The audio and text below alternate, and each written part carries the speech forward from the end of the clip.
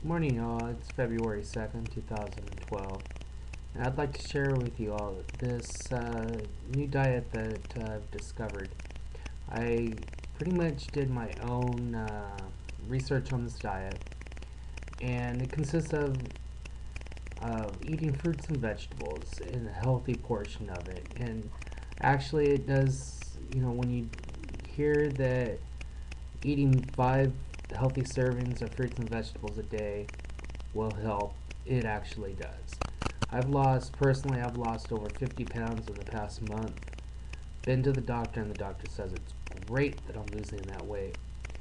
And he's been after me for the past 2 years to try and lose that weight, and finally I've taken the initiative. I actually got back probably about 30 minutes ago from going for a walk up the mountain, and it was a nice, interesting walk. It was nice and cold, so I was all bundled up and everything. But the more bundled you are, the more you're gonna sweat, the more calories you're gonna burn, the healthier you're gonna feel, the better you're gonna feel. I also usually go mountain biking, which I'm thinking I just might go do today for a few hours. Go biking. Maybe up the mountain again or down the side of the mountain. Not for sure yet. But definitely I might go mountain biking. And that's an extreme sport that you can lose a lot of weight with.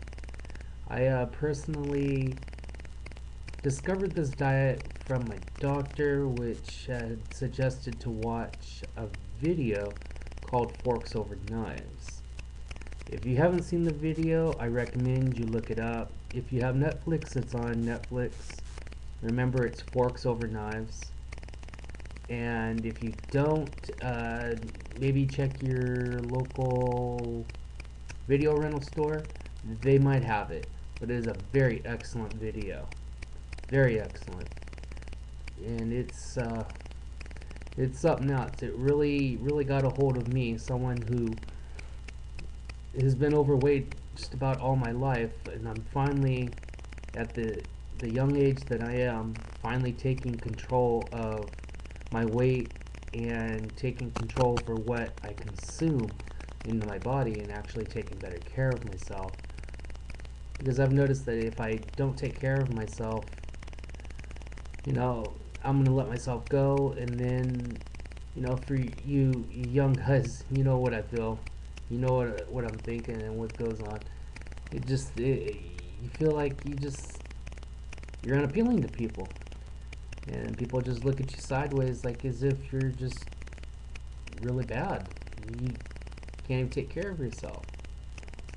So I discovered this diet and what it consists of, because I work at night, so with that, you get a late lunch, so I actually don't end up eating lunch till about 2:30, 3 o'clock in the morning, which my lunch at work consists of either just white chicken breast out of the can, or just regular chicken that has been just barbecued up with some soy sauce and some brown sugar on it to give it some kind of a flavoring, or just be just a plain piece of chicken.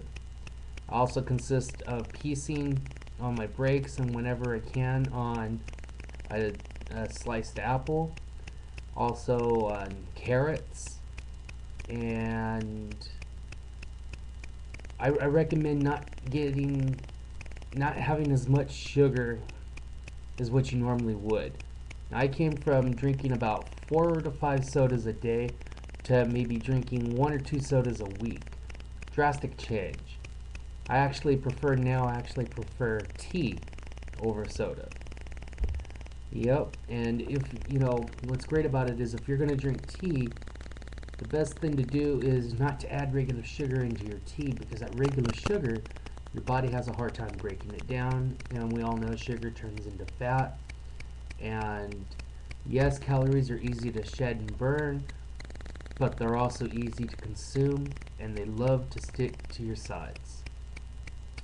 Now, what I usually eat for dinner is a 3-ounce portion of either chicken, a fish, some type of a fish. My favorite is mahi-mahi or red snapper. Yeah, I know, I know. You know, some kind of expensive fish, but it's good.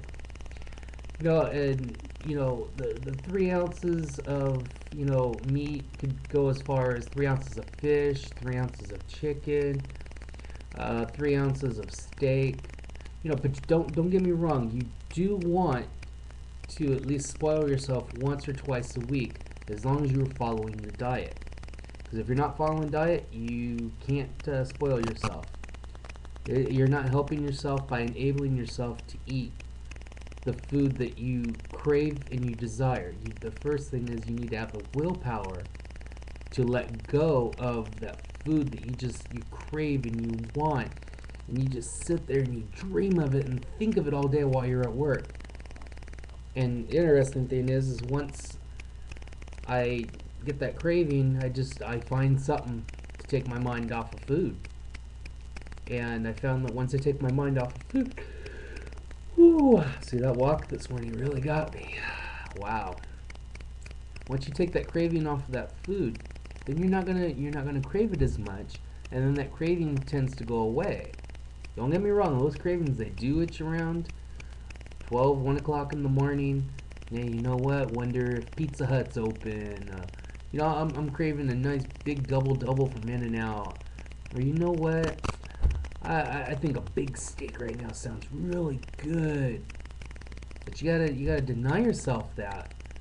Especially eating late at night, something heavy like that. And then for some of you folks, you guys aren't like me and work the night shift. You guys work during the day. And to eat a big heavy meal during the night, in the middle of the night, and then just to go and lay down, all that is gonna all that calories and cholesterol, it's all just gonna gum up inside, and your body's not gonna be able to break it down naturally. So you end up with the diabetes, you end up with the overweight, the obesity, you end up gaining a lot of weight around your midsection, around your hips. All that stuff, the way you live, that's the way all that fat is gonna settle. And the one thing is, as soon as your body consumes something that's fatty or sugary, you want to get it out of your system. Wow. If you could just do that, you'd be doing yourself a lot of good.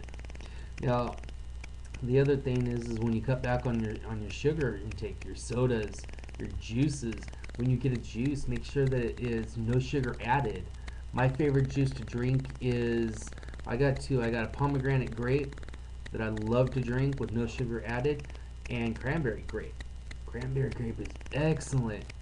It is actually one of the best I have found, one of the best things to actually clear out your system, flush it completely out, and it doesn't taste bad. It doesn't have that bitter, nasty aftertaste because it's got the grape in it. And when you get the cran grape, wow. We're talking wow. I just, wow. It's right as I'm talking, it's making my mouth water because it's so good.